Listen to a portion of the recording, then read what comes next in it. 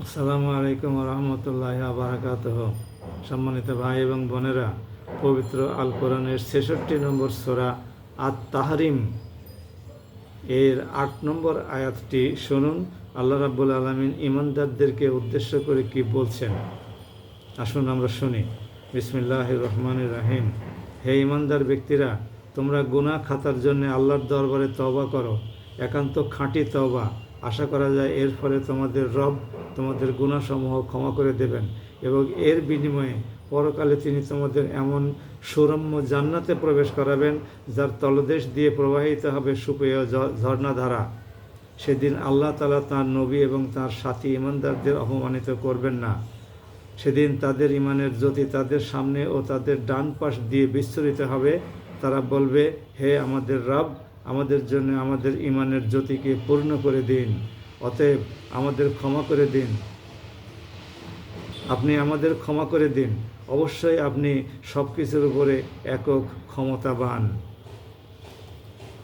সাদাকাল্লাহুল মাওলানাল আজিম। সম্মানিত ভাই এবং বোনেরা, সূরা আত তাহরিমের ৮ নম্বর আয়াতটি শুনছেন। এখানে আল্লাহ পাক ঈমানদারদের, মানে আমরা যারা ঈমানের দাবি করি তাদের উদ্দেশ্য করে বলছেন যেন আমরা তওবা করি, আল্লাহর দরবারে ক্ষমা প্রার্থনা করি, নিয়মিত ইস্তেগফার করি, মন্দ কাজ থেকে বিরত থাকি এবং নেক কাজ বেশি বেশি করে করি। তাহলে আশা করা যায় দয়াময় আল্লাহ আমাদেরকে জাহান্নামের আযাব থেকে রক্ষা করবেন এবং উনি ইচ্ছা করলে জান্নাতে দাখিলও করতে পারবেন। উনি জান্নাতের বর্ণনা নিজেই দিয়েছেন।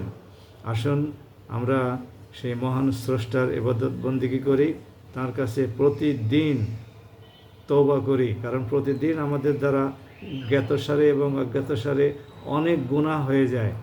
আমরা এই সমস্ত গুনার জন্যে তার কাছে ক্ষমা প্রার্থনা করি, সেটা ছোট হোক আর বড় হোক। গুনাহ মাপের তওবা করার কতগুলো শর্ত হলো যে প্রথমে এর জন্য অনুতপ্ত হতে হবে, তারপরে আল্লাহর কাছে স্বীকারোক্তি দিতে হবে যে আমি অপরাধ করে ফেলেছি।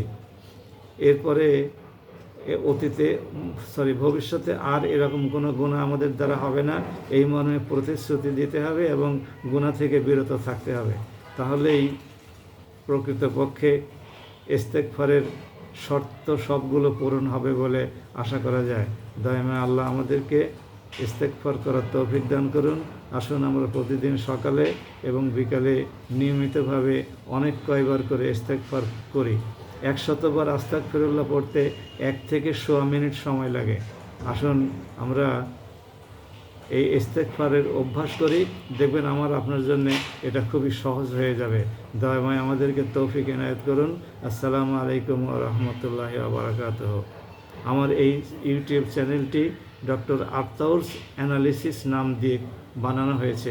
আপনারা মেহরবানি করে যদি সাবস্ক্রাইব করেন তাহলে আপনার ফ্রেন্ড লিস্টে যারা আছেন তারাও আপনার এই মাধ্যমে আল্লাহর কালামগুলো শুনতে পাবেন এবং আমি যখনই কোনো ভিডিও আপলোড করব তখনই আপনারা সঙ্গে সঙ্গে এর নোটিফিকেশন পেয়ে যাবেন। সবাই ভালো থাকুন। আসসালামু আলাইকুম ওয়া রাহমাতুল্লাহ।